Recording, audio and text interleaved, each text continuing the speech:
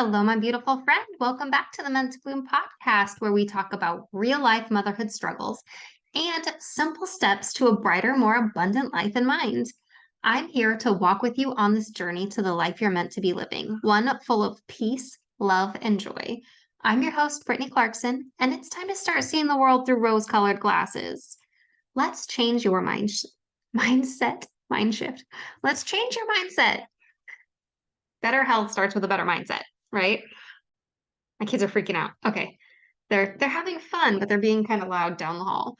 Uh, hopefully they don't show up on this. Also, I'd like to formally, I don't do anything formally. I'd like to apologize for the audio quality in episode 125.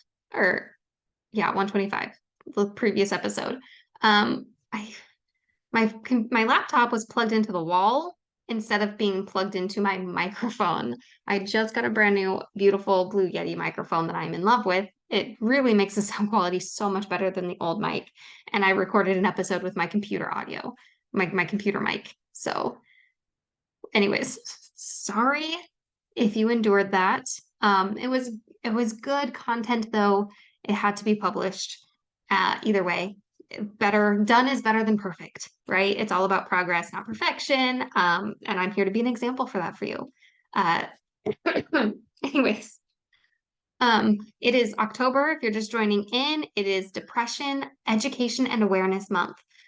So I'm here to aware you of the education of depression. I know that doesn't make sense. That's not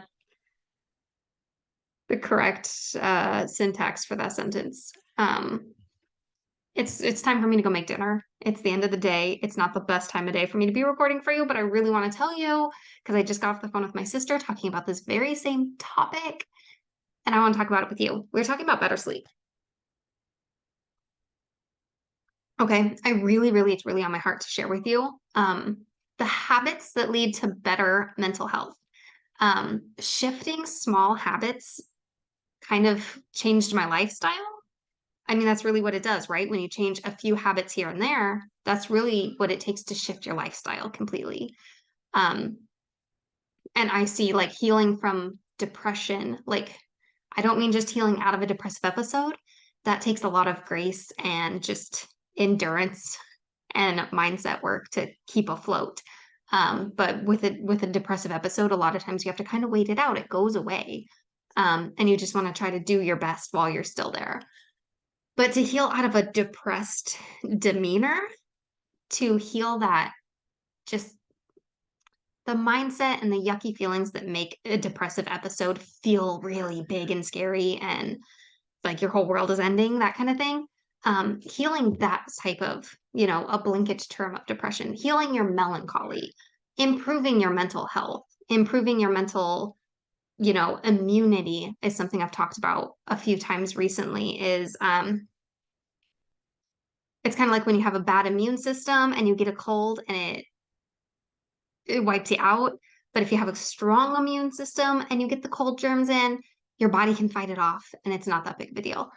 A depressive episode is the same way. If your mental health is, like your immunity, if your mental health is strong, a depressive episode doesn't knock you off your feet the way it does if your mental health is weak.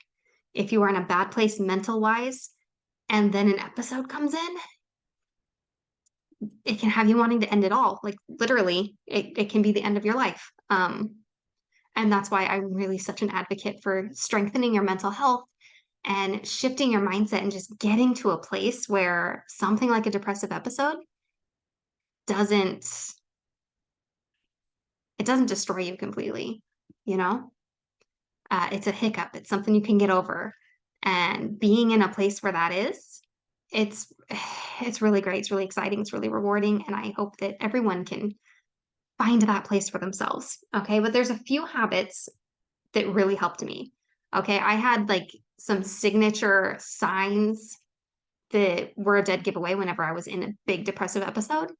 And that was things like binge watching TV and not showering or brushing my teeth and just like not being motivated to do any of the things I needed to do. Complete lack of interest in stuff. Yeah. And then on top of that, you get the depressed mood and all those things. changing my habits, um, that's what made me mentally strong. Like, this is what made my lifestyle one, where a depressive episode, there's no room for it. I'm just not available for it, right?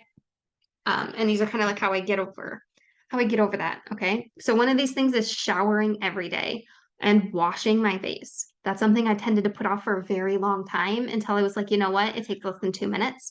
I'm not going to start washing my face tomorrow. I'm starting today. Just being clean, regular shower every day, no exceptions. Because honestly, like if you feel dirty and gross and then you start to get a depressive episode in, it's really easy to start mentally thinking of yourself as dirty and gross. And it just lowers the way you view yourself. All right. If you want to think good of yourself, if you want to believe that you're worthy of the life you're living, you got to shower, consistently at least. I mean, technically, it doesn't have to be every single day. A lot of people would argue that it's not good for your skin to shower every single day. I don't use soap every day because I don't think it's good for your skin to use soap every day. It dries it out. And I only wash my hair twice a week, but I do it consistently. And I shower every single night and I use soap when it feels like I need it. I do what I need when I need it, but I take a shower as like a refreshing step of saying, I don't have an exception to be grimy, to become a troll. Um, I don't have room for that in my life anymore. So consistent hygiene. And I always brush my teeth in the shower too. So even if I ever skip my morning toothbrushing, I am brushing my teeth at night in the shower before I go to bed. At least it happens at the very end of the day. And then also changing out of what you wore to bed every single morning. There's a lot of days I'm a stay-at-home mom. There's a lot of days where I don't leave the house. I do not wear jeans in my house. I can't.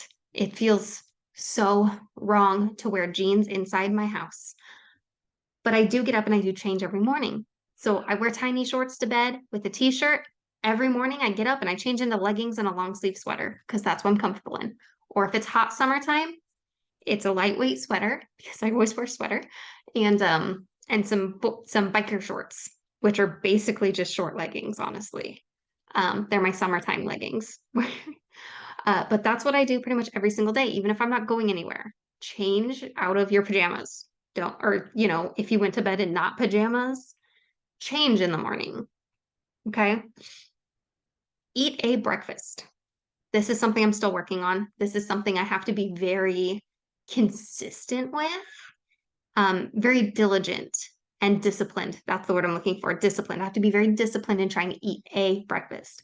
I don't even have like the standard of it has to be a healthy breakfast. It has to be a nourishing breakfast. It has to be a good breakfast, a protein packed breakfast. No, I just have to eat a breakfast. I mean, bonus points if I'm eating something like scrambled eggs and avocado toast or, some really good whole grain oatmeal or something with some high protein vanilla yogurt. Bonus points if it's, healthy and protein packed. But my minimum is I have to eat a breakfast. I need to put something in my mouth with my coffee. Sometimes I skip this and I don't do it until like 11 o'clock on my third cup of coffee. Uh, but that's one of those rules. It's a good habit to have to eat a breakfast because skipping breakfast, drinking nothing but coffee first thing in the morning, that is a good way to like hormonally screw you up, which your hormones, those have a huge impact on your mental health. Anyone here struggle with PMS or PMDD or any of the premenstrual type of things, getting headaches before your period? Skipping breakfast is just, I don't know a whole lot about hormones, but I do know skipping breakfast will destroy your hormone health. Getting outside for just 10 minutes. Nature is healing wonders. Get outside, get fresh air. It's an amazing like palate cleanse for your day. Stretching or walking, doing some sort of physical activity, even if it's like while you're binge watching some Netflix, walk around the room a few times, do some good stretching. It doesn't have good stretching, just a little bit of stretching. Move your body. Movement is healing. Couple this with your outside time. Go for a 10-minute walk outside. One time around the block, one time up and down your driveway, wherever you are, whatever you need. Get a little bit of physical movement in intentionally. Um, Find something to be deeply grateful for. Journal it. journaling, being deeply grateful every single day. It will change your life. It does take practice to build that as a reflex and a muscle, but oh my goodness, intentionally being grateful every day has changed my life. It has turned me into a different person than who I was because I was very pessimistic. I went on rants all the time. I was constantly venting. I was constantly like beating myself up. I was constantly like tearing apart everything in my life. Um, I was like in a really bad place mentally until I learned how to use the power of gratitude in my life. And I have talked about that before, and I will talk about it again. Gratitude, man, gratitude. It will change your life. Also, avoid things that make you feel bad, whether that's social media, food that makes you feel like crap, TV that makes you feel bad. Watching the news makes me feel really bad all of the time. Um, so I just get secondhand information. Like my husband will give me the highlights, my mom will give me the highlights. I don't have to watch the news if it makes me feel bad. Kind of cut out the negative things, the things that make you feel awful. Don't do those. Avoid them at all costs. Try to delegate the chores that make you feel the worst. Um, like if emptying like the cat litter box like literally makes you sick, find someone else to do it. Trade chores, whatever you got to do, you got to do. And then lastly is, I mean, not lastly, but lastly on the list I made here, to be consistent with healthy sleeping habits. All right. And that's really, really what I want to talk about here today was healthy sleeping habits because a lot of it isn't actually getting good sleep. A lot of the trick to a good night's sleep, to feeling more well rested, to having more energy is tricking your brain into thinking that you got a good night's sleep. All right. So this started with me and my sister talking about how we grew up always watching TV at bedtime and we can't do that anymore. I was like, you know what? I remember the day I stopped watching TV at bed. It's because I had heard that like someone had done a study or whatever. I had heard that having a TV on when you sleep would keep you from getting a good night's sleep. It would affect your sleep cycle and it would keep you from like actually going into like a deep sleep or something like that. And the day I heard that, because I was an insomniac at the time, like 17 to 19 years old, I didn't sleep more than 2 to 3 hours at a night. I just laid in bed awake for hours. Um, so around that time, I stopped allowing a TV on in my room. I stopped allowing different lights on in my room. I started needing quiet in order to sleep because I knew that was the only way that I was going to get a good night's sleep. So, yeah, for one thing, not having a TV on when you sleep. Yes, you can sleep with a fan. Try not to have extra lights all around your room that are on. Black electric tape is good for hiding lights, like lights on your phone charger or something like that. Get the type of clock that has they have clocks that like don't have a light on them. Those are good to have. Uh, the other thing is making your bed. Make your bed every single morning. And it doesn't have to be perfect. It just needs to look like, you put in some effort. Close up the sheet, put the pillows up, your bed's made. Ta-da. Just don't leave it all rumpled up and piled comforter. Don't leave your comforter on the floor. Cleaning, like making your bed will make your whole room feel cleaner. Also, cleaning your room. Your bedroom needs to be like number one priority to not hold clutter. Keep everything as clear as possible. Don't use it as a storage space. Prioritize making your bedroom a place you feel good in. Um, yeah. One time I spent like $50 on Amazon and I just got like a few prints. I got some new pillowcase covers, new bed sheets. You know what? The bed sheets were more than $50. That wasn't part of the $50 I spent. Um, I bought the bed sheets and like the comforter cover, and then I bought $50 worth of like just small pieces of decor. One of the pink salt lamps. Uh, but that kind of shifted stuff and changed stuff. And here's one hack, bonus like decorating hack, a simple decorating hack, okay? Because I feel like the bed looks like it's put together when it has a lot of pillows. But if you're not going to use all those pillows when you're sleeping and they're just all in the way, get a big body pillow and get an ornate, like printed cover for it instead of having 5 to 7 decorative pillows. just have one big body pillow that pulls the focus in. That's what I did. And it's a different color than all the rest of the bed sheets. The bed sheets are all like gray and white pinstriped. And then my cover, the body pillow cover, is like a burnt orange color. And then I have a little throw blanket at the bottom that matches it. So that's a little bonus tip for you for making your bedroom a more peaceful place. Definitely like holding the mentality that your bedroom needs to be a peaceful place. Don't do things in your bed like working and don't do things that bring you stress in your bed. Okay. Only do fun things in your bed, things that feel good. So if you're doing a type of work that is fun and feels good, you can do that from bed. But don't file your taxes in bed. Don't do that. Don't stress yourself out. Keep yourself calm. Try to avoid being on your phone in bed. I fail at this one. I am legit addicted to my phone. It is a problem. We'll have some fun conversations when I finally overcome that and I share that whole journey. But for now, I will be open and admit I am addicted to my telephone. So we'll work through that. That's not helping my mental health. But trying to avoid your phone before bed is usually a good thing to do. Keeping it, charging it away from your bed is usually helpful. And here is like the number one thing I think that will help you have a good night's sleep. I mean, obviously, there is getting to bed earlier, trying to get to bed at a consistent time because your body knows when it's time to go to bed. Try to go to bed then. Don't fight that urge to stay up. I know sometimes it feels like that's the only alone time we can get. But is it worth it? If you're going to show up exhausted the next day, is it worth it to get that alone time now? It's not to me. I'd rather go to bed than stay up and do all the things I didn't do all day long. But also, my kids play independently, so I get alone time in the middle of the day for brief periods.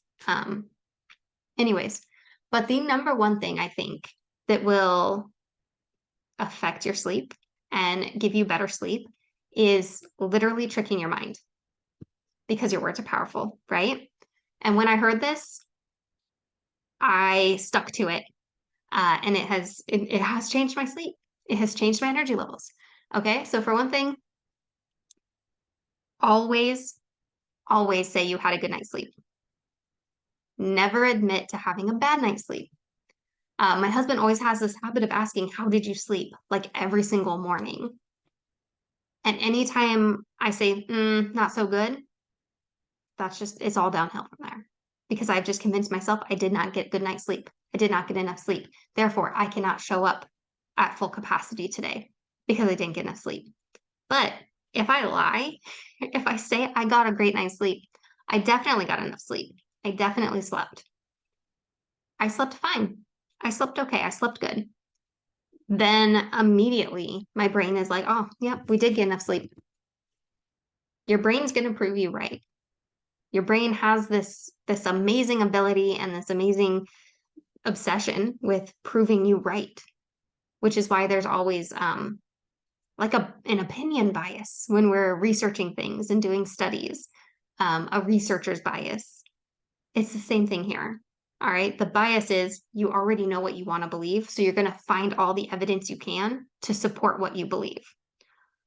It's the same thing in your mind. If you tell your mind, I had a good night's sleep, it's going to do everything it can to prove that right. It's going to think of, yeah, you got this many hours. Yeah, you slept right. Like you didn't sleep funny on your arm this time. Um, things like that. Like your joints don't ache today. You must have slept okay. You're not falling asleep. You must have slept okay. It's going to prove you right.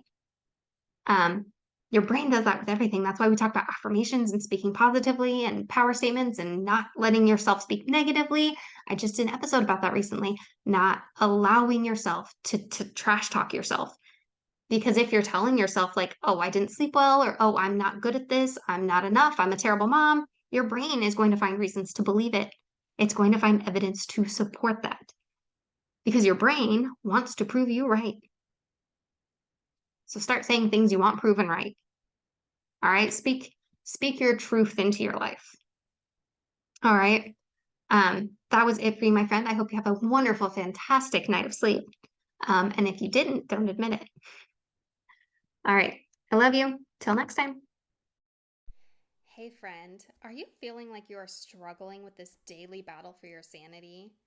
Are you feeling like you've lost yourself, like you're just in the chaos, like there's not a moment to enjoy yourself?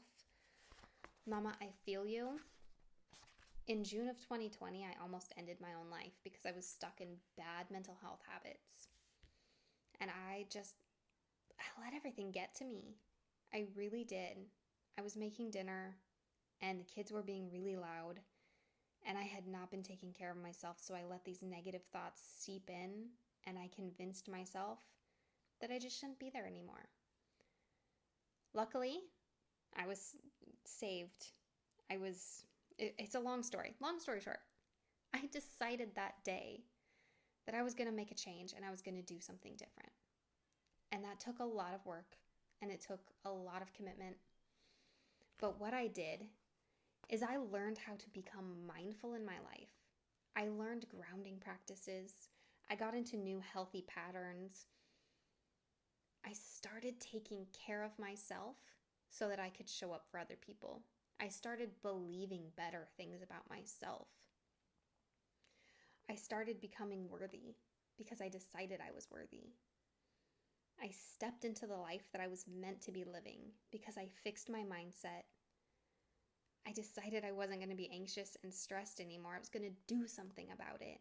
I took steps for proactive mental health. I started building bridges over those pits of depression instead of building ladders out of them. And I started avoiding those really terrible negative feelings. I stopped letting my negative thoughts about myself pull me down and hold me back. I started living the life that I was meant for. And I found my voice, I found my purpose. I carefully curated the life that I actually want to be living because I decided I was enough for that life. And all of these practices that I started putting into place, the mindfulness, the intentionality, overcoming negative thinking, overcoming stress and anxiety, using affirmations, getting grounded in gratitude, setting goals for myself. I started creating the life I wanted to live. And I took all of those exercises and I put those into the Happy Mom Brain. And I made it something that can help every other mom out there to find your sanity, to find yourself, to find your peace, to find your joy, to live the life you actually want to be living as a happy mom because it's possible. As much as I thought that was an oxymoron back then, I have found that you can be happy in your motherhood. And a lot of it stems from knowing what motherhood is and what it means to you and what your priorities are, what's actually important to you in life. Mama, if you want the Happy Mom Brain, there's a link in the description. You can always go to brittanyclarkson.com/happy mom or search on Amazon for the Happy Mom Brain. Love you, friend.